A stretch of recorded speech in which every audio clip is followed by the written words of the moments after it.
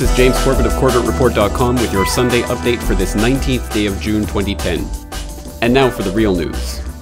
In our top story this week, the UN's beleaguered Intergovernmental Panel on Climate Change is facing more troubles this month, as some of its own lead authors strike out against it. Last Sunday, a paper co-authored by IPCC lead author Mike Hulme went viral on the internet after it was pointed out that it contained a damning critique of claims that the UN-led political organization represents a consensus of 2,500 scientists. Claims such as 2,500 of the world's leading scientists have reached a consensus that human activities are having a significant influence on the climate are disingenuous, he wrote in the paper.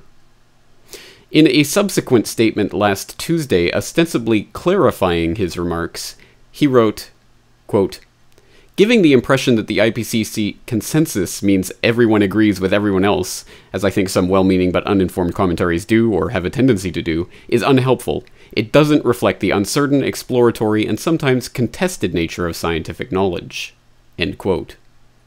Also last week, IPCC lead author Richard Toll added his voice to the growing ranks of scientists who feel that the IPCC process must be completely reformed before its fifth assessment report is conducted.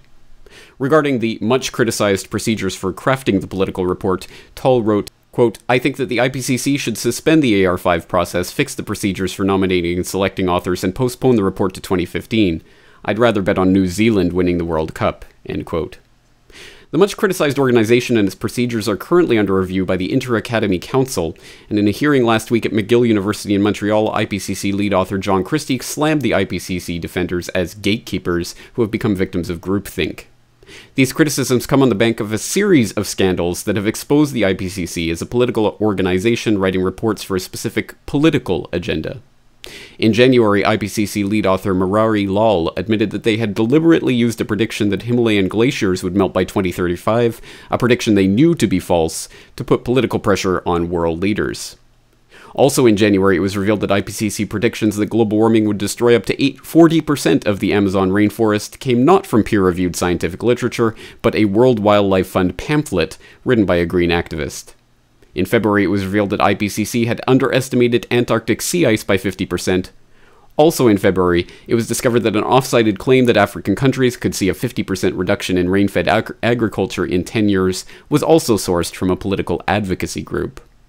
Also in February, the Netherlands protested that the IPCC fourth assessment report had claimed that 55% of their country was below sea level, with Dutch authorities clarifying that only 26% of the country is in fact below sea level. Recent polls show a rise in the number of people who believe that global warming concerns are generally exaggerated, with one poll showing that more Americans believe in haunted houses than man-made global warming. In related news, the collapse of the man-made global warming hysteria has made it difficult to pass carbon cap-and-trade legislation in the Senate that is a key step in creating a carbon derivatives market that will create trillions of dollars for Wall Street firms and oil companies. Attempting to rally support for the proposed Kerry-Lieberman cap-and-trade bill in the Senate, Barry Soetero delivered an address this week arguing that the BP oil spill, not man-made global warming, is the real reason this legislation is needed.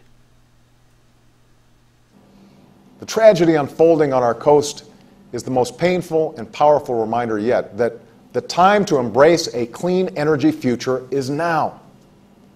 Now is the moment for this generation to embark on a national mission to unleash America's innovation and seize control of our own destiny. Each of us has a part to play in a new future that will benefit all of us. As we recover from this recession, the transition to clean energy has the potential to grow our economy and create millions of jobs. But only if we accelerate that transition. Not mentioned by Soetero is the fact that BP in fact helped to write the cap-and-trade legislation, nor the fact that GE has lobbied strenuously for the creation of a cap-and-trade scheme from which they stand to benefit to the tune of billions of dollars, nor the fact that Ken Lay of Enron helped to design a cap-and-trade scheme with Al Gore, Goldman Sachs, and others in the 1990s, nor the fact that Soetero himself, currently going by the name Barack Obama, directed a charity that granted $1.1 million to launch the privately owned Chicago Climate Exchange. At this time last year, when cap-and-trade legislation was being voted on in Congress, it was pointed out that cap-and-trade is a money-making operation for the very oil companies and Wall Street financiers who are supposed to be punished by such legislation. At that time, the future carbon market was estimated at $2 trillion a year. Even Soetero himself has admitted that any costs incurred by oil companies under such a scheme would merely be passed on to consumers. Under my plan of a cap-and-trade system, electricity rates would necessarily skyrocket. Even, regardless of what I say about whether coal is good or bad, because I'm capping greenhouse gases, coal-powered plants, natural gas, you name it, whatever the plants were, whatever the industry was, they would have to retrofit their operations. That will cost money. They will pass that money on to consumers. Finally this week, Mohawk activist Splitting the Sky has been found guilty of obstructing a peace officer in Calgary court. The charge relates to unconvicted war criminal George W. Bush's visit to Calgary, Alberta last year, the first appearance abroad by war criminal Bush after leaving office. Splitting the Sky was one of the hundreds of activists who were there to protest Bush's entry into Canada, and he was violently assaulted by police after attempting to enter the convention center where Bush was delivering a $400 a plate luncheon address in order to perform a citizen's arrest. Splitting the Sky joined the Corbett Report yesterday to discuss the case and the ruling. I gave about 5 hours of testimony, and I laid out all of the crimes of the Bush administration, and I basically said that I was establishing my mens rea, or my state of mind for the reasons I did what I did, and the reasons why I believe I had the right to apprehend this war criminal, and for all of the crimes, the tortures, and the murders that were committed, as well as the inside job that was perpetuated on September 11th, 2001.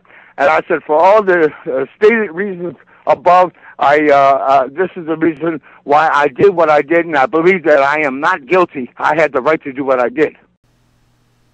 Splitting the Sky was given a conditional discharge and ordered to pay a $1,000 donation to a charity of his choice. Pending court approval, he intends to donate the money to the architects and engineers for 9/11 Truth. Now stay tuned for episode 134 of the Corbett Report, Lessons in Resistance, Culture Jamming, where we talk to Charlie Veach of the Love Police and Bruno Bruweiler of We Are Change LA about the truth and consequences of jacking people out of the Matrix.